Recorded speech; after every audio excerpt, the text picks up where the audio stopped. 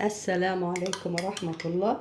أهلا بكم يا أحلى وأغلى وأجمل متابعين ومشتركين مطبخ ماجي وجوجو. أهلا بكم في فيديو جديد. شايفين الآيس كوفي الرائع ده؟ شايفين ما شاء الله عامل إزاي؟ والفوم بتاع النسكافيه عملناه بطريقة خفيفة لذيذة هتعجبكم إن شاء الله. آيس كوفي لذيذ. بدو أنا رائع كده، حاجة رائعة. شايفين عامل ازاي؟ طريقته سهلة. ايس كافي للمحبين. النسكافيه. ايس كافي بارد هينعش كده في ايام الحر، وطريقة سهلة هتعجبكم وهتجربوها على طول بعد الفيديو ده لانها سهلة جدا ولذيذة. شايفين شكل الكوباية عامل ازاي؟ اللبن مع الرغوة بتاعت النسكافيه مع التلج مدي شكل رائع وطعم أروع. وصفة تحفة وطعمها تحفتين. دلوقتي أقول لكم عملت الآيس كوفي ده ازاي. طريقته هتشوفوها سهلة خالص. معاكم ماجدة عبد الرازق، مطبخ ماجي وجوجو، ويلا نبدأ. دلوقتي حبايبي هنقول مقادير الايس كوفي. عندي هنا دي مكعبات تلج، عندي كوباية لبن حليب، سكر، قهوة سريعة الذوبان دي مصري، وعندي صوص كراميل. هجيب الكوباية اللي هقدم فيها واحط فيها كده صوص كراميل، يا دوبك نزينها، وده اختيار يعني حاجة كده ايه عشوائي تدي منظر حلو للكوباية.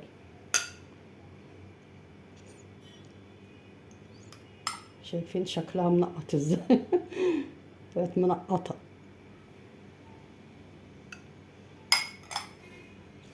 بقت بالشكل الجميل ده. هنسيبها على جنب دلوقتي وهقول لك هنعمل ايه. وهحط عليها يا دوبك نقطتين ميه كده، واقعد اقلب فيها لغايه لما تعمل عندي فوم. طبعا اللي عنده المضرب بتاع النسكافيه بيبقى اريح. في ناس بتعملها بالازازه، بس انا ايه حبيت اعملها معاكم في الكوبايه. تمام. نفضل نضرب فيها بقى كده بالمعلقه، او نقلب فيها بالمعلقه كده لغايه ما تعمل عندي فوم. اوكي. شايفين يا امارات بدأت عندي تدوب. افضل اقلب فيها برضو كده بالمعلقة لغاية ما تعمل عندي فوم. اهم حاجة ما نزودش مية، يعني نحط نقطتين مية، لو احتاجنا نحط برضو نقطتين تانيين. بوريكم المراحل. شايفين بدأت تفتح عندي ازاي؟ نفضل نقلب فيها كده لغاية السكر ما يدوب تعمل عندي فوم.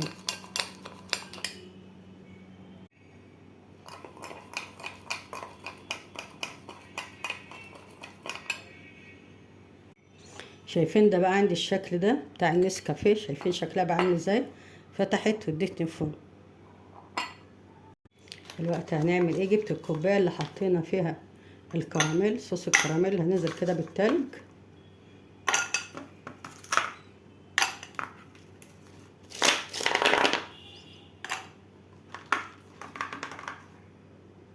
بعد كده ننزل بكوبايه اللبن الحليب.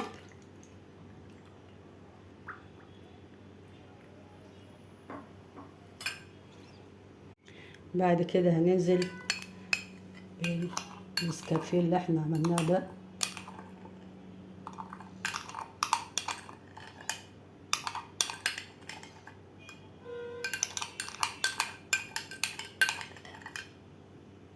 هننزل كله طبعا.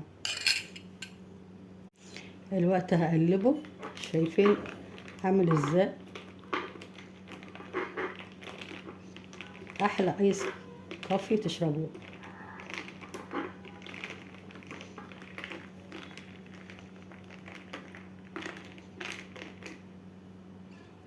شايفين ما شاء الله الفوم عامل ازاي؟ الفوم لما ضربناه بميه بسيطه خالص بالكوبايه. بعد كده هننزل بصوص كراميل. يا جماله يا جماله، حاجة كده تحفة.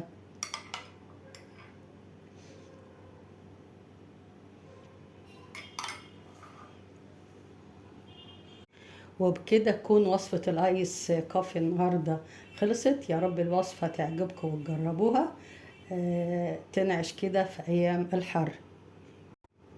كنت معاكم مجد عبد الرازق، مطبخ ماجي وجوجو. الوصفة خلصت لكن وصفاتي لسه ما خلصتش. اسيبكم في رعاية الله وامنه. مع السلامة.